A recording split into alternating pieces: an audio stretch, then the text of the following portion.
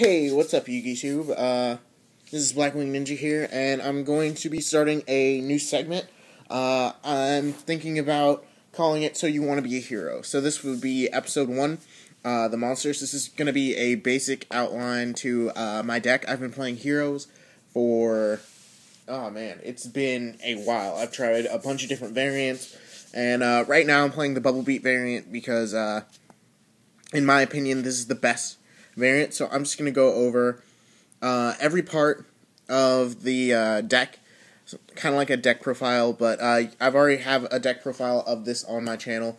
This is going to be basic card discussions, possibly some combos, but right now I just want to go over the monsters.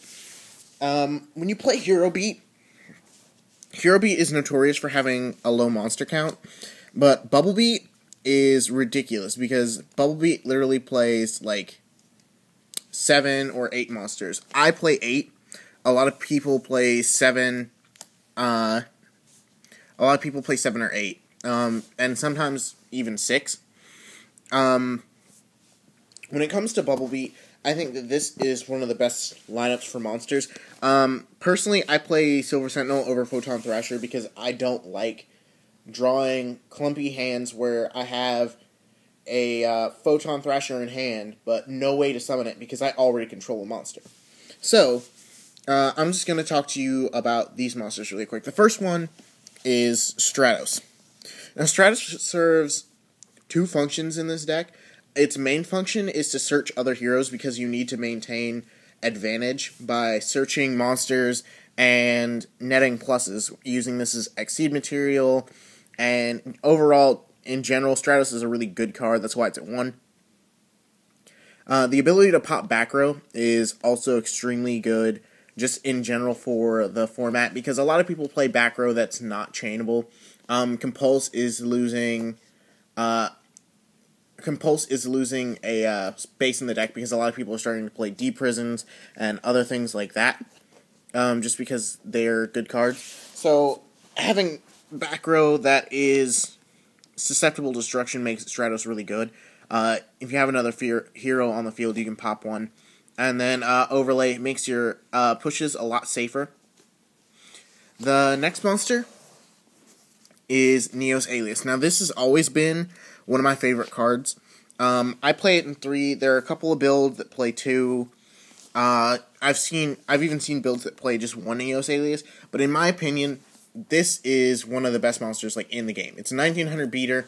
It's a light monster, and it's a Gemini. That is important because of Gemini Spark, but not really in too many aspects. I mean, if you did play Neos Knight, then maybe.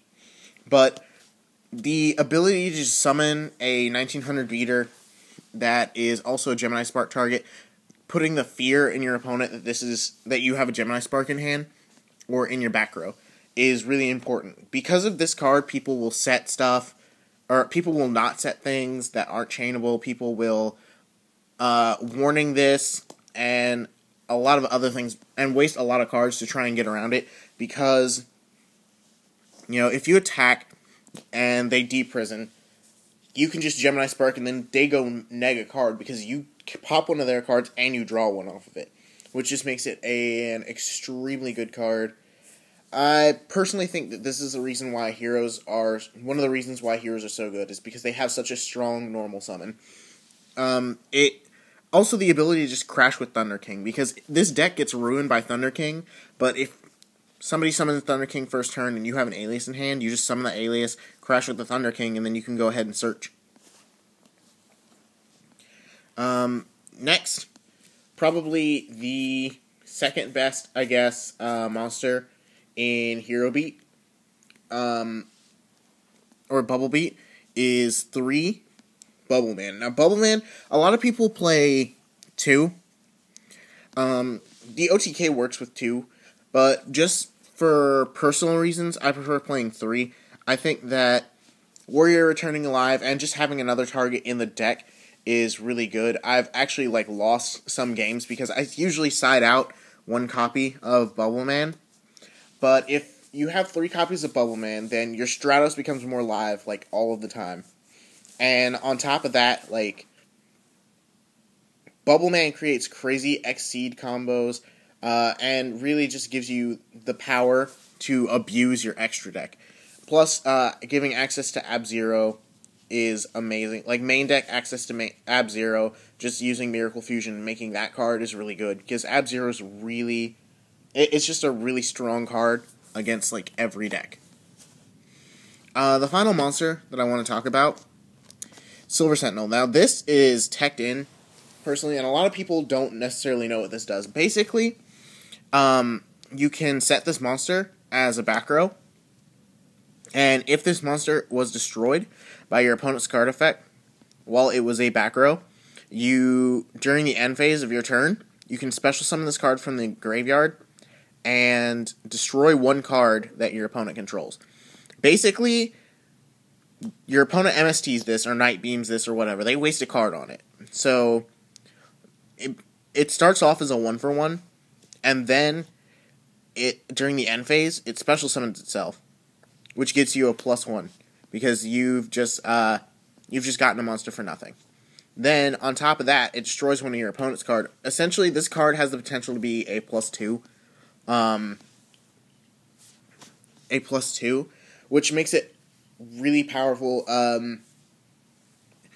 This also gives you the ability to just go off and OTK the next turn, because you can clear out the back row, then go for your normal Stratos play, getting Bubble Man, and Exceeding, and just going for Blade Armors, and essentially game. I really like this card. A lot of people play Photon Thrasher, but that's a personal choice. I just like this card.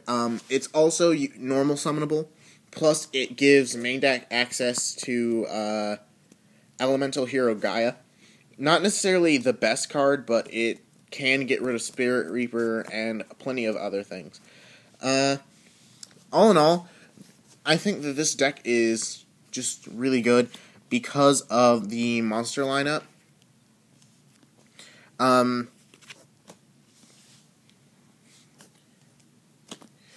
Heroes in general are a really good deck, and there are several different variants, a lot of different variants, main deck, Thunder King, and a lot of other different choices to try to stun the opponent.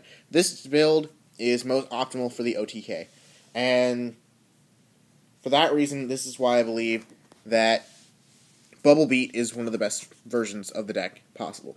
This has been Blackwing Ninja, wrapping up the first episode of So You Want to Be a Hero, and I'm out. Peace.